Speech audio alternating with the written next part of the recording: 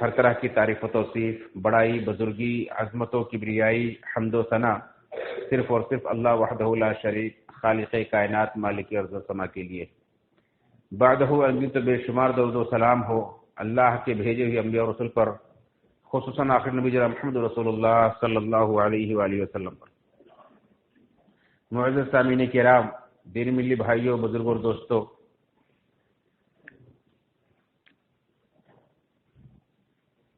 گزشتہ کئی خطبات سے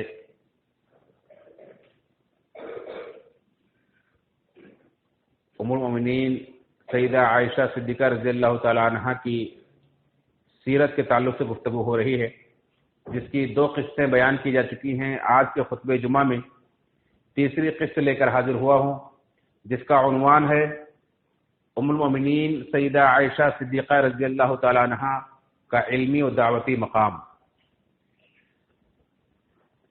سیدہ عائشہ صدیقہ رضی اللہ تعالی عنہا کے علمی مقام کے تعلق سے گزشتہ خطبے میں کچھ جھلک میں نے ڈالی تھی کہ صحابہ کرام سے لے کر بعد کے علماء کرام تک نے ان کے تعلق سے، ان کے علم کے تعلق سے کیا کچھ کہا ہے، جیسے کہ ابو موسیٰ اشعری رضی اللہ تعالیٰ عنہ فرماتے ہیں کہ ہم صحابہ کرام کو جب بھی کسی حدیث میں کوئی مشکل پڑتی تھی تو ہم انہی کے پاس جاتے تھے۔ ابو موسیٰ اشعری رضی اللہ تعالیٰ عنہ یہ کتنے عظیم صحابی ہیں کہ اللہ کے نبی صلی اللہ علیہ وسلم نے جنہیں خود یمن کا گورنر بنا کر بھیجا تھا، یمن کے اندر داعی بنا کر بھیجا تھا، یعنی ان کا علمی مقام کیا رہا ہوگا۔ لیکن یہ خود اپنے بارے میں اور دیگر صحابہ کے بارے میں کہتے ہیں کہ ہمیں جب کوئی حدیث نہیں سمجھ میں آتی تھی، ہمیں کوئی مشکل پیش آتی تھی، تو ہم کہاں جاتے تھے؟ ام المؤمنین کے پاس جاتے تھے، سیدہ عائشہ رضی اللہ تعالیٰ کے پاس جاتے تھے، اور وہاں سے ہمیں تسلی بخش جواب ملتا تھا۔ اب سوچئے کہ ام المؤمنین کتنی بڑی عالمہ تھی۔ اللہ رب العالمین کا جو یہ حکم تھا وَاذْكُرْنَ مَا يُتْلَى فِي بُيُوتِكُنَّ مِنْ كِتَابِ اللَّهِ وَالْحِكْمَةِ مِنْ آیَاتِ اللَّهِ وَالْحِكْمَةِ، کہ اے نبی کی بیویوں، تمہارے گھروں میں جو اللہ کی آیات اور حکمت کی باتیں جو تلاوت کی جاتی ہیں ان کو یاد کرو۔ یعنی انہیں علم پر ابھارا جا رہا ہے کہ تم نبی کی بیویاں ہو، تمہاری بھی ذمہ داری ہے، تم عام عورتوں کی طرح نہیں ہو، تم نبی کی بیویاں ہو، تمہاری ذمہ داری ہے کہ تم اللہ کے رسول صلی اللہ علیہ وسلم کی زبانی جو کچھ بھی سنو اسے محفوظ کرو، اسے یاد کرو، اسے دوسرے تک پہنچاؤ، کیونکہ اللہ کے نبی صلی اللہ علیہ وسلم کی تنہائی کی باتیں یہ کون روایت کرے گا، یہ کون بیان کرے گا؟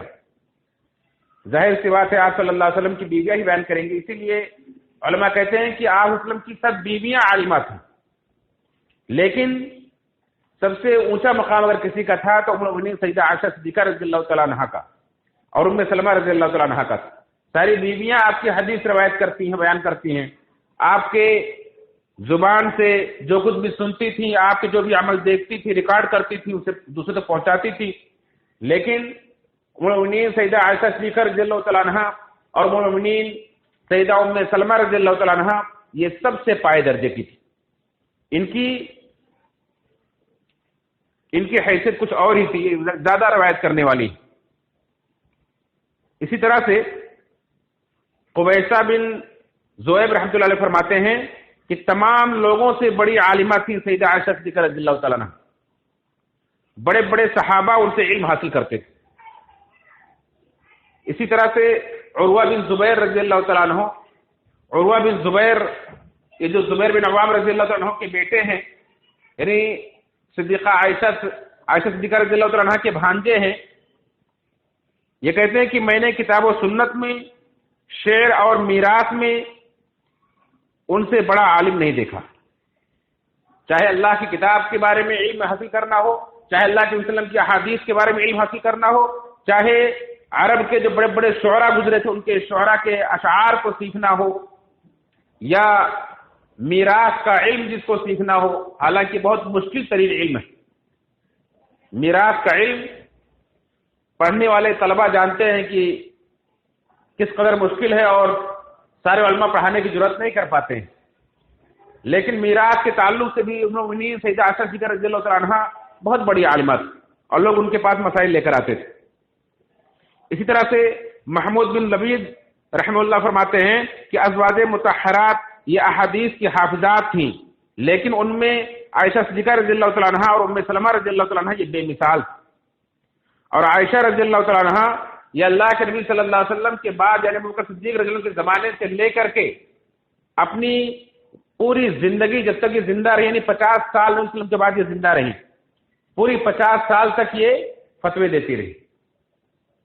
جب بھی کوئی مسئلہ پیش آتا تھا تو یہ فتوے دیتی تھی۔ عمر رضی اللہ تعالیٰ عنہ، عثمان رضی اللہ تعالیٰ عنہ جیسے بڑے بڑے خلفاء، انہیں جب کوئی مسئلہ پیش آتا تھا تو اپنا سفیر بھیجتے تھے، جاؤ مومنین سے پوچھ کر آؤ، اور ان کے پاس استفسار کرنے کے لیے پوچھتے تھے، ان کے پاس سیکھنے کے لیے بھیجتے تھے۔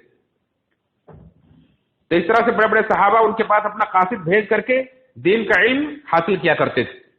امام شعبی رحمۃ اللہ علیہ بہت بڑے محدث ہیں، بہت بڑے امام گزرے ہیں، یہ کہتے ہیں کہ سیدہ سب سے بڑی عالمہ اور فقیہہ تھی، دین کی سمجھدار تھی، اور کہتی ہے کہ اس پر تعجب کرنے کی کوئی ضرورت نہیں ہے کیونکہ اللہ کے نبی صلی اللہ علیہ وسلم کی تربیت میں رہی۔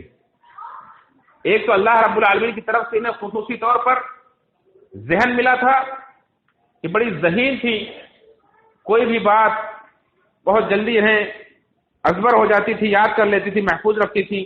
اور دوسرا یہ کہ جس گھرانے میں پیدا ہوئی، جس گھرانے میں تربیت پائی، وہ سب سے اعلیٰ گھرانہ۔ ابوبکر صدیق رضی اللہ تعالیٰ عنہ کے گھر میں پیدا ہوئی، 9 سال تک وہاں تربیت پائی، اور پھر اللہ کے نبی صلی اللہ علیہ وسلم سے آپ کا نکاح ہوا، 9 سال تک اللہ کے وسلم کی خدمت میں آپ نے تربیت پائی۔ تو اس طرح سے 18 سال میں جنہوں نے تربیت پائی ہے، جس کی بنا پر علماء کہتے تھے کہ کوئی تعجب کی بات نہیں، جب اتنے پائے درجے کے لوگوں نے ان کی تربیت کی ہے تو ان سے بڑا عالم کون ہو سکتا ہے۔ اسی طرح سے امام زہری رحمۃ اللہ فرماتے ہیں کہ تمام جہانوں کی عورتوں کے علوم کو اگر جمع کیا جائے تو عائشہ صدیقہ رضی اللہ تعالیٰ عنہ کا علم سب سے زیادہ ہوگا۔ اللہ اکبر۔ یعنی یہ بڑے بڑے علماء جو پوری دنیا کی تاریخ کا علم رکھتے ہیں، سب کی سیرتیں پڑھتے ہیں، جانتے ہیں کہ جب سے دنیا بنی ہے نبی کریم صلی اللہ علیہ وسلم کے زمانے تک جو بھی ان کے پاس علوم دستیاب تھے، چاہے وہ قرآن کی روشنی میں ہو، چاہے وہ تاریخ کی روشنی میں ہو، ان کے پاس جو کچھ بھی علم تھا، جب یہ کھنگالتے تھے، جائزہ لیتے تھے تو کہتے تھے کہ تمام دنیا میں ان سے بڑی عالمہ کوئی عورت پیدا نہیں ہوئی۔ اللہ اکبر۔ اسی طرح سے امام ذہبی رحمۃ اللہ علیہ، ابن کثیر رحمۃ اللہ علیہ، جن کی تفسیر ابن کثیر آپ کی مسجد کے اندر بھی موجود ہے اور تفسیر کی دنیا میں سب سے برکت العرا کتاب ہے تفسیر ابن کثیر۔ امام ابن کثیر رحمۃ اللہ فرماتے ہیں کہ اس امت ہی نہیں بلکہ تمام امت کی عورتوں میں عائشہ رضی اللہ عنہ سے بڑا کوئی عالمہ اور کوئی سمجھدار، کوئی فقیہہ پیدا نہیں ہوا۔ کہتے کہ ان کے پاس ایسے مسائل تھے جو دیگر صحابہ کے پاس بھی نہیں تھے۔ حالانکہ صحابہ کرام کے اندر بھی ایک سے ایک بڑھ کر ہستیاں تھیں، ایک سے بڑھ کر دین کا علم حاصل کرنے والے، دین کے علم کے سمندر تھے، لیکن اللہ کے وسلم کی تنہائی کی باتیں جو یہ روایت کر سکتی ہیں دوسرے صحابہ بھی وہ نہیں سیکھ سکتے۔ اس لیے سارے بڑے بڑے صحابہ کو بھی، بڑے بڑے علماء کو بھی ان کے پاس جانا پڑتا تھا دین کا علم حاصل کرنے کے لیے۔ اسی طرح سے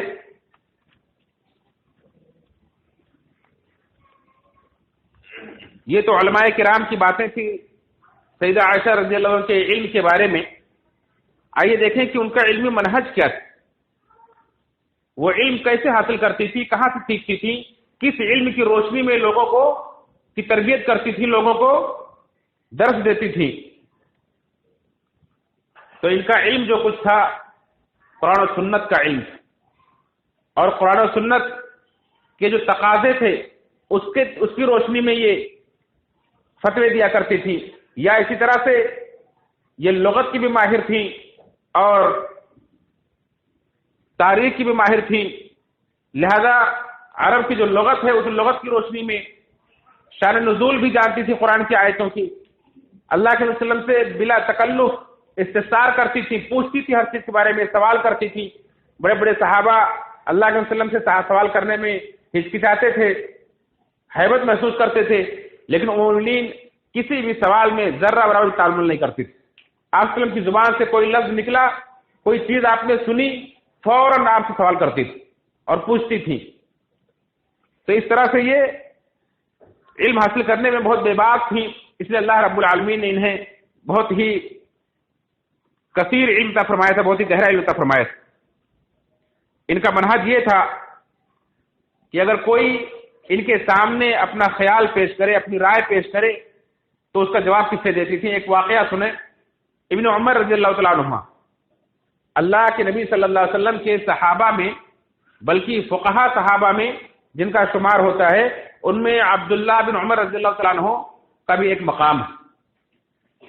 عبداللہ بن عمر رضی اللہ تعالیٰ عنہ نے ایک بار کہا کہ جب حج کرنے کے لیے جاؤں تو میں اس بات کو پسند نہیں کرتا ہوں کہ میں صبح احرام کی حالت میں ہوں اور میرے بدن سے خوشبو کی لپٹیں اٹھ رہی ہوں. مطلب غسل کرنے کے بعد بدن پر خوشبو وغیرہ لگانا وہ پسند نہیں کرتے. اگرچہ ابھی احرام نہیں باندھا ہے، احرام صبح باندھنا ہے، صبح نکلنا ہے، لیکن ابھی کہتے ہیں کہ میں اس کے بدلے میں آگ کا دودھ اپنے اوپر ملنا پسند کرتا ہوں، یعنی بالکل میرے اوپر سے کوئی خوشبو نہ نکلے، یہ میں پسند کرتا ہوں.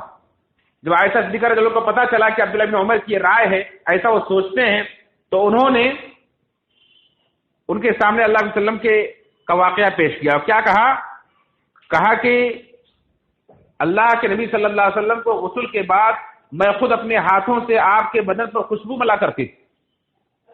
آپ کے بدن پر خوشبو ملتی، آپ اپنی بیویوں کے پاس تشریف لے جاتے، سب سے ملاقات کرتے، اس کے بعد صبح آپ احرام پہنتے، احرام پہن کر نکلتے تھے اور آپ کے بدن پر وہ خوشبو ہوتی تھی.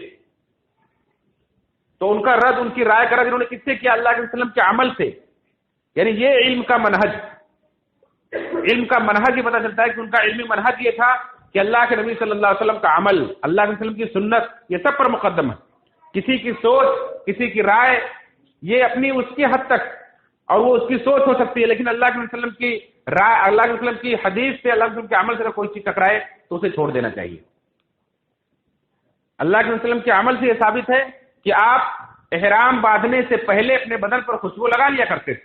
نہانے کے بعد جب احرام آپ باندھ لیے، تلبیہ آپ نے پکار لیا، آپ میقات سے آگے نکل گئے، اس کے بعد ایک حاجی کے لیے، عمرہ کرنے والے کے لیے خوشبو لگانا جائز نہیں، لیکن اس سے پہلے نہانے کے بعد آپ لگا سکتے ہیں، اس میں کوئی حرج کی بات نہیں ہے. یہی عائشہ صدیقہ رضی اللہ عنہا سمجھانا چاہتی تھی. اسی طرح سے حضرت عائشہ رضی اللہ عنہا کا منہج، علمی منہج پتہ چلتا ہے. ایک بار انہوں نے کہا، ان کے پاس ایک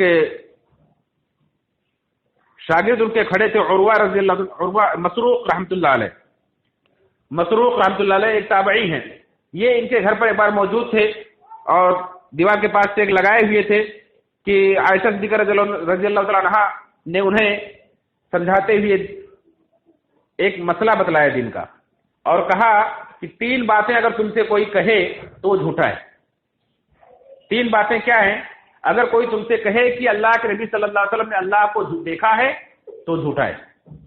اگر کوئی تم سے کہے کہ اللہ کے نبی صلی اللہ علیہ وسلم کے اوپر جو کچھ بھی علم، جو کچھ بھی وحی نازل ہوئی تھی اس میں سے آپ نے کچھ بھی چھپایا ہے تو وہ جھوٹا ہے.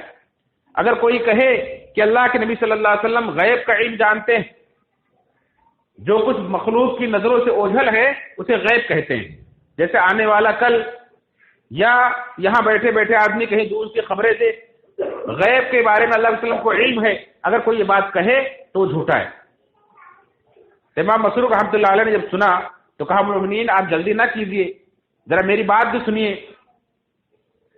آپ کہہ رہی ہیں کہ اللہ کے نبی صلی اللہ علیہ وسلم نے اللہ کو نہیں دیکھا ہے، حالانکہ قرآن میں ہے وَلَقَدْ رَآهُ بِالْأُفُقِ الْأَعْلَى، کہ اللہ کے نبی صلی اللہ علیہ وسلم نے انہیں افق الاعلیٰ میں دیکھا. تو کہا کہ سنو، قرآن کریم کی آیت، اللہ کے نبی صلی اللہ علیہ وسلم کی امت میں سب سے پہلے میں نے آپ سے اس آیت کے بارے میں سوال کیا تھا کہ اللہ کے نبی صلی اللہ علیہ وسلم اس آیت کا مطلب کیا ہے. وَلَقَدْ رَآهُ بِالْأُفُقِ الْأَعْلَىٰ، کیا آپ نے اپنے رب کو افق اعلیٰ میں دیکھا تھا؟ تو آپ نے فرمایا کہ نہیں، میں نے جبریل کو دیکھا تھا۔ وَلَقَدْ رَآهُ نَزْلَةً أُخْرَىٰ، سورہ نجم کی آیت ہے کہ اللہ کے رسول نے دوبارہ انہیں دیکھا۔ تو دونوں آیتوں کو انہوں نے پڑھا اور پڑھنے کے بعد سمجھایا، کہا کہ میں نے خود اللہ کے وسلم سے اس آیت کے بارے میں پوچھا ہے کہ اللہ کے نبی صلی اللہ علیہ وسلم نے اللہ کو نہیں دیکھا، بلکہ جب معراج میں آپ گئے تھے تو آپ نے وہاں جبریل کو دیکھا، اور ایک بار دنیا کے اندر آپ نے دیکھا تھا۔ 2 بار جبریل کو علیہ وسلم نے اصلی حالت میں ان کی اصلی شکل میں دیکھا، جن کے 600 پر تھے، جنہوں نے فضا میں اس طرح سے گویا کہ کرسی لگا کر بیٹھے، جس طرح سے آدمی کرسی لگا کر بیٹھتا ہے، اس طرح سے فضا میں انہوں نے اپنے آپ کو ظاہر کیا، تو پوری فضا کو انہوں نے ڈھانپ لیا تھا، اتنی بڑی حیات ہے ان کی۔ تو اللہ کے نبی صلی اللہ علیہ وسلم نے جبریل کو دیکھا تھا۔ اس طرح سے انہوں نے کلیئر کیا، قرآن کریم کی آیات کو اللہ علیہ وسلم کی احادیث کی روشنی میں سمجھایا اور بتلایا، کہا دیکھو قرآن میں اللہ نے خود فرمایا ہے لا تدرکہ الابصار وہو یدرک الابصار، اللہ کو دنیا کی آنکھیں نہیں دیکھ سکتی ہیں، اللہ سب کی نگاہوں کو دیکھ سکتا ہے۔ تو دنیا کے اندر دنیا جو اللہ رب العالمین نے آپ کو نگاہیں دی ہیں، اس سے آپ اللہ کو نہیں دیکھ سکتے۔ موسیٰ علیہ السلام نے اللہ رب العالمین سے درخواست کی تھی کہ اللہ میں تجھے دیکھنا چاہتا ہوں، اللہ نے فرمایا کہ طور پہاڑ کے اوپر دیکھو، اگر وہ اپنی جگہ پر باقی رہ گیا تو تم مجھے دیکھ سکو گے۔ اللہ رب العالمین نے ایک معمولی تجلی اس کے اوپر ڈالی تھی، طور پہاڑ ریزہ ریزہ ہو گیا، موسیٰ علیہ السلام بے ہوش ہو کر گر پڑے۔ تو اللہ رب العالمین کو کوئی دنیا کے اندر دیکھ نہیں سکتا ہے، اس طرح سے انہوں نے سمجھایا اور کہا کہ میں یہ جو کہتی ہوں کہ اللہ کے رسول صلی اللہ علیہ وسلم پر جو کچھ بھی نازل ہوا، آپ نے اس میں سے کچھ بھی نہیں چھپایا ہے، سب کچھ آپ نے بتلا دیا ہے۔ اگر کوئی دعویٰ کرے کہ اللہ کے رسول نے کچھ چھپا لیا ہے تو جھوٹا ہے۔ کیوں؟ اس لیے اللہ رب العالمین نے خود فرمایا ہے یا ایھا الرسول بلغ ما انزل الیک من ربک وان لم تفعل فما بلغت رسالتہ، اے نبی، اے رسول، آپ کے اوپر جو کچھ بھی نازل کیا جاتا ہے آپ اسے پہنچا دیجئے، اگر آپ نے ایسا نہیں کیا تو آپ نے رسالت کو پہنچایا نہیں۔ یہ اللہ کا حکم تھا اور اللہ کے رسول صلی اللہ علیہ وسلم نے کچھ بھی نہیں چھپایا، سب کچھ پہنچا دیا ہے۔ اسی طرح سے تیسری بات انہوں نے کہی کہ غیب کا علم اللہ کے رسول صلی اللہ علیہ وسلم کے پاس نہیں ہے، کہا قل لا يعلم من في السماوات والارض الغیب الا اللہ، قرآن کریم کی آیت کریمہ پڑھی کہ اللہ رب العالمین نبی کریم صلی اللہ علیہ وسلم سے کہلوایا کہ اے نبی آپ کہہ دیجئے لا يعلم من في السماوات والارض، زمین و آسمان میں جو بھی ہے، لا يعلم نہیں جانتا ہے، من فی السماوات والارض الغیب، غیب کو نہیں جانتا الا اللہ، سوائے اللہ کے۔ اس طرح سے انہوں نے یہ دلیل دی۔ تو قرآن و سنت کی روشنی میں مسئلے کو سمجھانا یہ ان کا علمی منہج تھا۔ اسی طرح سے مومنین اتنی بڑی عالمہ ہونے کے باوجود بھی اگر کسی چیز کا ان کے پاس علم نہیں ہوتا تو بالکل اپنی زبان نہیں کھولتی تھی۔ یہ بھی ہمارے لیے درس اور عبرت اور سبق ہے کہ ہم جب تھوڑا سا علم حاصل کر لیتے ہیں تو کسی کو نہ کہتے ہوئے یا مجھے نہیں معلوم یہ کہتے ہوئے ہم جھجک محسوس کرتے ہیں، تو ہماری بے عزتی ہو جائے گی۔ اگرچہ دنیا کی نگاہوں میں سب سے بڑی عالمہ ہے، لیکن جب انہیں کسی مسئلے کا علم نہیں ہوتا تو بالکل زبان کو بند رکھتی تھی۔ جیسا کہ شریح بن حانی رحمۃ اللہ علیہ ان کے پاس آتے ہیں پوچھنے کے لیے کہ مجھے ذرا موضوع پر مسح کرنے کے بارے میں حکم بتلا دیجئے کہ اللہ کے نبی صلی اللہ علیہ وسلم نے کیا حکم دیا ہے موضوع پر مسح کرنے کے بارے میں۔ تو کہا اس بارے میں تمہیں اگر علم حاصل کرنا ہے تو علی کے پاس جاؤ، علی بن ابی طالب کے پاس جاؤ، وہ اللہ کے نبی صلی اللہ علیہ وسلم کے پاس ساتھ میں باہر سفر کیا کرتے تھے، رہتے تھے، وہ آپ کو بتلائیں گے صحیح اس کے بارے میں۔ پھر وہ علی رضی اللہ عنہ کے پاس گئے، ان سے پوچھا تو انہوں نے بتلایا کہ ہاں اللہ کے نبی صلی اللہ علیہ وسلم نے حکم دیا ہے اگر ہم گھر پر مقیم ہیں تو 5 ٹائم یعنی 24 گھنٹے ہم اپنے موضوع پر مسح کر سکتے ہیں اگر وضو کر کے ہم نے موزہ پہنا ہے تو، لیکن اگر ہم سفر میں ہیں تو 3 دن تک ہم موزے پر مسح کر سکتے ہیں۔ یہ اللہ کے نبی صلی اللہ علیہ وسلم کی سنت ہے۔ اس طرح سے حضرت عائشہ صدیقہ رضی اللہ عنہا بغیر علم کی کوئی بات نہیں کیا کرتی تھی۔ اسی طرح سے دین کے مسائل کو حل کرنے کے لیے قرآن و سنت کو جمع کرتی تھی، قرآن و سنت قرآن کی آیتوں کو، حدیث کو، دونوں کو اکٹھا کر کے وہ سمجھتی تھی، شریعت کا کیا مقصد ہے اسے سمجھتی تھی، اور عربی زبان و ادب کا بھی لحاظ کرتی تھی کہ عربی زبان و ادب، عربی میں اللہ رب العالمین قرآن کو نازل کیا ہے تو اس کا کیا مطلب اور مفہوم ہو سکتا ہے، اس طرح سے سمجھاتی تھی۔ تھوڑا مل کر بیٹھ جائیں اور اپنے آگے کی جگہیں پر کر لیجیے، آگے سب پہلی سب میں جگہ کھا لیجیے تاکہ بعد میں آنے والوں کو کسی کا تاندہ نہ پھاڑنا پڑے۔ اسی طرح سے حضرت عائشہ صدیقہ رضی اللہ تعالیٰ عنہا اختلاف کے آداب سے بھی واقف، جب ان کے سامنے کوئی کسی مسئلے میں کسی سے اختلاف ہوتا تھا تو بڑے ادب کے ساتھ اس کے اختلاف کو دور کرتے تھے اور اس کا جواب دیتے تھے. جیسے ایک بار عبداللہ بن عمر رضی اللہ عنہ اس کے گھر کے پاس موجود تھے اور عروہ بن زبیر رضی اللہ رحمۃ اللہ علیہ وہاں موجود تھے. تو عروہ نے کہا عبداللہ بن عمر سے پوچھا کہ ابو عبد الرحمن کیا اللہ کے نبی صلی اللہ علیہ وسلم نے رجب کے مہینے میں کوئی عمرہ کیا ہے؟ تو انہوں نے کہا کہ ہاں کیا ہے. تو آپ نے کہا کہ ہم گھر کے اندر سے ام المؤمنین کی مسواک کرنے کی آواز سن رہے تھے. ہم ان کے دیوار کے پاس ٹیک لگائے ہیں باہر اور گھر کے اندر وہ موجود تھی. تو ہم نے کہا کہ امی جان آپ سن رہی ہیں؟ ابو عبد الرحمن کیا کہہ رہے ہیں؟ کہا کیا کہہ رہے ہیں؟ کہا یہ کہہ رہے ہیں کہ اللہ کے نبی صلی اللہ علیہ وسلم نے رجب کے مہینے میں عمرہ کیا ہے. تو کہا کہ اللہ تعالیٰ ابن عمر پر، اللہ تعالیٰ ابو عبد الرحمن پر، اللہ تعالیٰ ابو عبد الرحمن کی مغفرت فرمائے. اللہ کے نبی صلی اللہ علیہ وسلم نے رجب کے مہینے میں کوئی عمرہ نہیں کیا ہے. اس طرح سے ان کے اختلاف کا رد کیا، ان کی بات کو غلط ٹھہراتے کتنے ادب کا خیال رکھا. دیکھیے کہا ابن عمر کی اللہ مغفرت فرمائے، اللہ کے نبی صلی اللہ علیہ وسلم نے رجب کے مہینے میں کوئی عمرہ نہیں کیا ہے، حالانکہ جب بھی آپ نے عمرہ کیا ہے تو ابن عمر ساتھ میں رہے ہیں. ابن عمر اللہ کے نبی صلی اللہ علیہ وسلم کے ساتھ میں رہے ہیں، پھر کیسے بھول گئے؟ تو ابن عمر رضی اللہ تعالیٰ عنہ ان کی یہ بات یہ سن رہے ہیں گھر کے باہر بیٹھے، لیکن وہ خاموش ہیں، چپ ہیں، یعنی مان رہے ہیں کہ ہم سے بھول ہو گئی. تو یہ ہے اختلاف کے آداب کہ کسی آدمی سے کوئی غلطی ہو تو ادب کے دائرے میں رہتے ہوئے اس کا رد کیا جائے.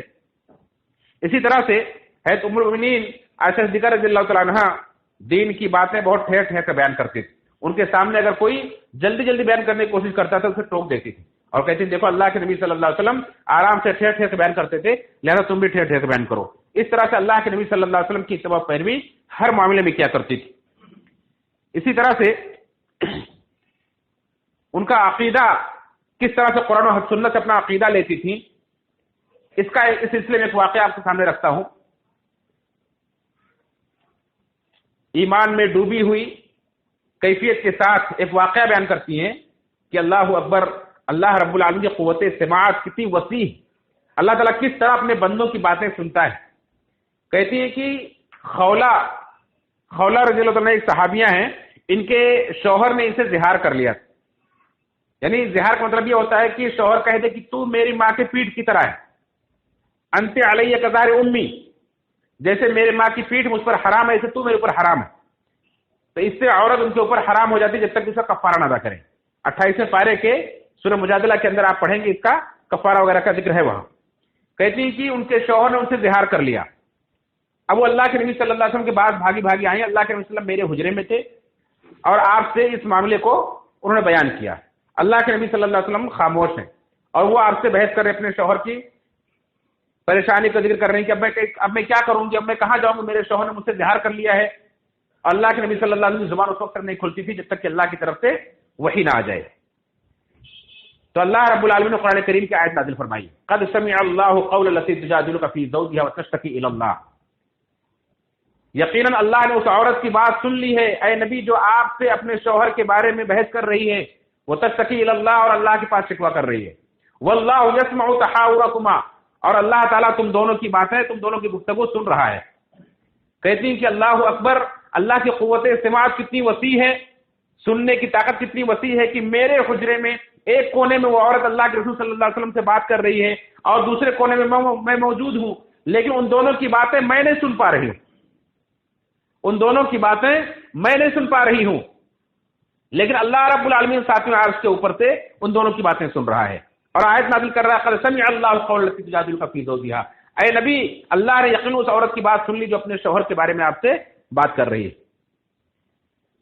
اس سے اللہ رب العالمین کے بارے میں مومن کا عقیدہ کیا ہونا چاہیے یہ بتلانا چاہتی ہیں. آج دیکھیں ہمارے مسلمان بھائی اللہ رب العالمین کے بارے میں کیا عقیدہ رکھتے ہیں. اللہ ہماری باتیں کہاں سنتا ہے؟ آپ اگر اللہ تعالیٰ سنتا نہیں تو آپ نماز کیوں پڑھتے ہیں؟ نماز میں چپکے چپکے سورہ سبحان رب العظیم سبحان رب الاعلیٰ کیوں پڑھتے ہیں؟ دنیا میں جو لوگ وفات پا چکے ہیں، قبروں میں دفن ہو چکے ہیں، ان کے بارے میں تو ہمارا عقیدہ یہ ہوتا ہے کہ ہم یہاں سے پکارتے ہیں اور اجمیر میں سن لیتے ہیں، یہاں سے پکارتے ہیں بغداد میں سن لیتے ہیں اور سب کو پکارتے ہیں. لیکن اللہ رب العالمین کے بارے میں ہمارا کیا عقیدہ ہے؟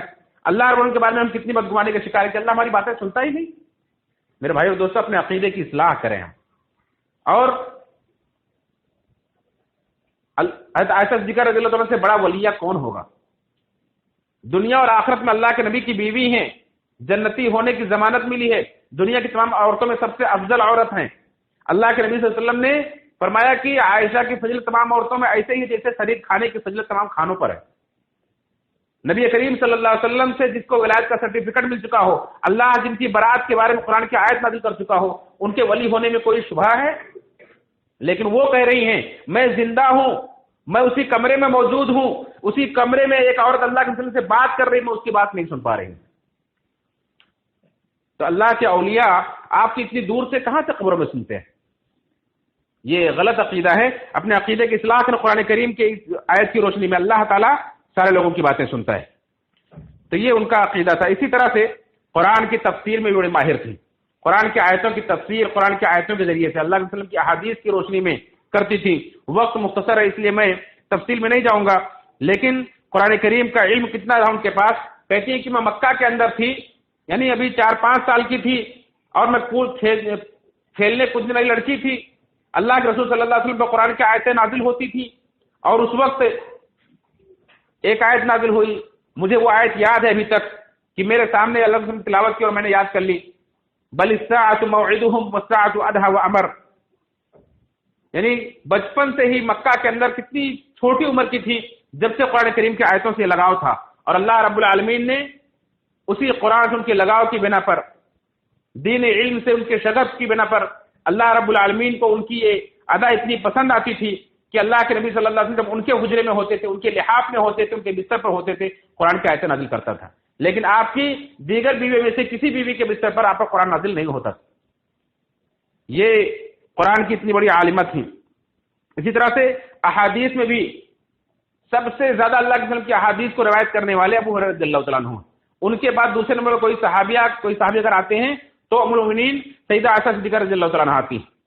2210 روایتیں ان سے مروی ہیں، لیکن یہ تو ان سے احادیث کی کتاب کے اندر مروی ہے، ملتی ہیں، مگر علم کے ساتھ جو تعلق تھا صحابہ کرام کے زمانے میں، جو ان کا علمی مقام تھا احادیث کے تعلق سے، کہ ابو ہریرہ رضی اللہ تعالیٰ عنہ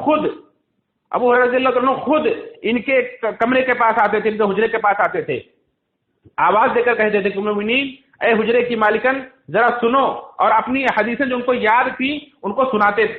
کیوں سناتے تھے؟ تاکہ انہیں تسلی ہو جائے اور پختہ ہو جائے کہ ہاں میں جو حدیثیں یاد کیا ہوں یہ صحیح ہے یا نہیں۔ تو ان کے سنا کر کے صحیح کرواتے تھے۔ اس قدر اللہ کے وسلم کی احادیث کی عالمہ تھی کہ بڑے بڑے صحابہ اپنی حدیثیں ان کے پاس سنا کر کے اپنی پختگی کرواتے تھے، اپنی جیسے کسی کے پاس علم ہو اور بڑے عالم کے پاس جا کر کے اس کی تحقیق کروائے اور کہے کہ میں یہ جانتا ہوں، یہ مسئلہ جو جانتا ہوں کیا یہ صحیح ہے نہیں، اور وہ پھر گویا کہ اس کے اوپر ان کی درستگی کا کہ دستخط کریں۔ اس طرح سے عائشہ صدیقہ رضی اللہ تعالیٰ عنہا تھی کہ ان کے پاس بڑے بڑے صحابہ بھی اپنی حدیثیں صحیح کروانے آتے تھے۔ اسی طرح سے احادیث کے سیکھنے میں اگر کبھی انہیں کوئی چیز ٹھیک سے سمجھ میں نہیں آتی تھی تو بڑی تحقیق کرتی تھی۔ چنانچہ ایک واقعہ ہے کہ ایک بار عبداللہ بن عمر بن عاص رضی اللہ تعالیٰ عنہما یہ حج کرنے کی غرض سے آئے تو مدینہ ہو کر جا رہے تھے۔ ان کو پتہ چلا تو کہا کہ اللہ کے رسول کی حدیثیں ان کے پاس ہیں، اور اپنی لونڈی کو غالباً انہوں نے بھیجا یا اپنے بھانجے کو بھیجا، اپنے بھانجے کو عروہ بن زبیر کو بھیجا، اور کہا کہ جب وہ آئیں گے تو جاؤ ذرا ان سے اللہ کے رسول کی حدیثیں پوچھو۔ گئے، ان سے پوچھا تو انہوں نے بتلایا کہ ہاں اللہ کے رسول سے میں نے یہ حدیث سنی کہ اللہ تعالیٰ علم کو ایسے نہیں اٹھا لے گا بلکہ علم کو علماء کے ذریعے اٹھا لے گا، علماء کو موت دے دے گا، علماء دنیا سے ختم ہو جائیں گے، صرف جوہلا بچیں گے، اور پھر لوگ جاہلوں کو اپنا سردار بنائیں گے، بغیر علم کے فتوے دیں گے، خود بھی گمراہ ہوں گے، دوسروں کو گمراہ کریں گے۔ تو کہا کیا انہوں نے اللہ رسول سے حدیث سنی ہے؟ تو انہوں نے کہا کہ ہاں میں نے ایک بار نہیں کئی بار سنی، اگر میں خود نہ سنا ہوتا تو میں حدیث بیان ہی نہیں کرتا۔ جب وہ چلے گئے حج کے لیے، دوسرے سال پھر سے جب وہ آئے حج کے لیے تو پھر سے بھیجا اور کہا جاؤ یہ حدیث پھر سے ان سے پوچھو۔ پھر سے جا کر کے عروہ نے ان سے پوچھا، دوبارہ پھر انہوں نے وہ حدیث ویسے ہی بیان کی، تب انہیں تسلی ہوئی، کہا کہ ہاں وہ سچے اپنی حدیث کو بیان کرنے میں، یعنی اگر بھول چوک ہوئی ہوگی تو دوبارہ صحیح ہو جائے گا، اس لیے تحقیق کرنے کے لیے دوبارہ ان کی خدمت میں بھیجا۔ اس طرح سے احتیاط کرتی تھی اللہ کے رسول کی احادیث کو معلوم کرنے میں۔ اسی طرح سے حدیث کے علاوہ تاریخ کا بھی ان کے پاس گہرا علم۔ آپ دیکھیں گے کہ وہ اسلام میں پیدا ہوئی، جب وہ پیدا ہوئی تو ان کے والدین مسلمان تھے، لیکن زمانے جاہلیت کی تاریخ بھی واقف ہے۔ زمانے جاہلیت میں نکاح کیسے ہوتا تھا، یہ ساری روایتیں تفصیل سے بیان کرتی ہیں. زمانے جاہلیت میں لوگ حج کیسے کرتے تھے، یہ ساری چیزیں بیان کرتی ہیں. اسی طرح سے خانہ کعبہ کی تاریخ کیا ہے، کیوں وہ حتیم کا علاقہ چھوڑ دیا گیا ہے، اللہ کے رسول سے پوچھ کر کے انہوں نے وہ تاریخ کا علم بھی حاصل کیا، بیان کرتی ہیں. اس طرح سے بڑے بڑے واقعات، اللہ کے نبی صلی اللہ علیہ وسلم پر وحی کیسے نازل ہوئی، پہلی بار وحی کیسے نازل ہوئی، یہ ساری روایتیں تفصیل کے ساتھ بیان کرتی ہیں. اتنا شغف تھا انہیں علم سے کہ یہ ہر چیز پوچھ پوچھ کر سیکھتی تھی. تو جو اسلام میں پیدا ہوا، اسلام سے پہلے کی تاریخ سیکھتا ہے اور جانتا ہے. اسی طرح سے عرب کے لغت کے بارے میں بھی اچھی خاصی معلومات رکھتی تھی، بلاغت اور فصاحت میں ماہر تھی، لوگ ان کی تعریف کرتے تھے. معاویہ رضی اللہ تعالیٰ عنہ جیسے فقیہ صحابی کہتے ہیں کہ میں سیدہ عائشہ صدیقہ سے بڑا فصیح و بلیغ خطیب میں نے نہیں دیکھا. اتنی بڑی یہ علم والی تھی، اعلیٰ مقام پر فائز تھی. اسی طرح سے محمد بن سیرین اور احنف بن قیس یہ سب روایت کرتے ہیں، کہتے ہیں کہ میں نے بڑے بڑے صحابہ کے، احنف بن قیس کہتے ہیں کہ میں نے ابو بکر کا خطبہ سنا، عمر کا خطبہ سنا، عثمان کا خطبہ سنا، علی کا خطبہ سنا، بہت سارے لوگوں کو میں نے خطبہ سنا ہے، لیکن عائشہ رضی اللہ عنہا کے خطبے میں جو فصاحت و بلاغت ہوتی تھی، جس خوبصورتی کے ساتھ جملے ادا کرتی تھی، وہ میں نے کسی کے اندر نہیں دیکھا ہے. یہ عرب کے اشعار کو بھی بہت زیادہ ہزاروں اشعار انہیں یاد تھے. بڑے بڑے شعراء کے عرب کے ہزاروں اشعار یاد تھے، اور اپنے شاگردوں کو درس دیتے کہتے اپنے بچوں کو شعر سکھایا کرو، اس سے ان کی زبان فصیح ہوگی، اس سے ان کی زبان کے اندر سلاست آئے گی. اس طرح سے بڑی بڑی حدیثیں اور واقعات بیان کرتی تھی. اسی طرح سے یہ طب کے اندر بھی ماہر تھی. ان کے بھانجے عروہ کہتے ہیں کہ میں ان کے پاس ایک لمبا عرصہ رہا، یہاں تک کہ ان کی وفات سے 4 یا 5 سال پہلے میں نے سوچا کہ اگر اب ان کی وفات بھی ہو جائے تو مجھے کوئی علم میں کمی نہیں ہوگی، میں نے بہت ان سے علم حاصل کر لیا ہے. تو کہتے ہیں کہ میں نے اپنی زندگی میں ان سے بڑا عالم کسی کو نہیں دیکھا، چاہے وہ قرآن کریم میں کوئی نازل شدہ آیت ہو اس کے بارے میں پوچھو، سب سے بڑی عالمہ، میراث کا علم ہو، یہ سب سے بڑی عالمہ، اسی طرح سے احادیث کا مسئلہ ہو، یہ سب سے بڑی عالمہ تھی. دنیا کی کسی بھی واقعات کے بارے میں ان سے پوچھو، یہ سب سے بڑی عالمہ تھی. کہتے ہیں کہ عرب کے شعراء، جاہلیت کی تاریخ اور جنگوں کے واقعات ان سے پوچھو، یہ سب میں ماہر تھی اور سب میں بڑی عالمہ تھی. اسی طرح سے کہتے ہیں کہ جو بھی پوچھو، جس بارے میں پوچھو ان سے، یہاں تک کہ قضاء کے بارے میں، حکم کے بارے میں، یعنی حدود کے بارے میں ان سے معلوم کرو تو تسلی بخش جواب دیتی تھی. یہاں تک کہ کہتے ہیں کہ میں نے ان سے پوچھا کہ امی جان آپ نے قرآن و سنت کا علم حاصل کیا، آپ نے تاریخ کا علم حاصل کیا، آپ شعر و ادب کو جانتی ہیں، بلاغت و فصاحت کو جانتی ہیں، لغت کو جانتی ہیں، آپ ڈاکٹری کہاں سے آپ نے سیکھا، آپ طب کیسے جانتی ہیں؟ تو کہتی ہیں کہ جب میں بیمار ہوتی تھی تو لوگ مجھے دوا بتاتے تھے، دوسرے بیمار ہوتے تھے لوگ انہیں دوا بتاتے تھے، لوگوں کی باتیں سنتی تھی کہ فلاں بیماری کی یہ دوا ہے، فلاں بیماری کی یہ دوا ہے. اس طرح سے مجھے طب کا علم بھی حاصل ہو گیا. کتنی ذہین و فطین تھی، اور اللہ رب العالمین کی دیے ہوئے اس ملکے کا استعمال کرتے ہوئے دنیا کے ہر علم کے بارے میں مہارت انہوں نے حاصل کر لی تھی.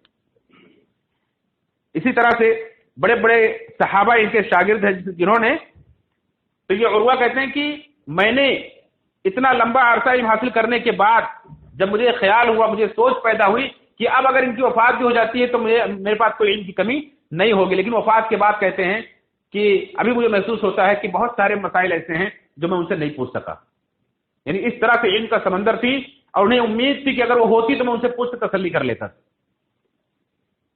اور بڑے بڑے صحابہ جیسے عمر بن عاص رضی اللہ تعالیٰ عنہ، ابو موسیٰ اشعری رضی اللہ تعالیٰ عنہ، زید بن خالد جوہنی رضی اللہ تعالیٰ عنہ، ابو ہریرہ رضی اللہ تعالیٰ عنہ، ابن عمر رضی اللہ عنہ، ابن عباس اور بڑے بڑے صحابہ ان کے شاگرد ان کے پاس علم حاصل کرنے کے لیے جایا کرتے تھے.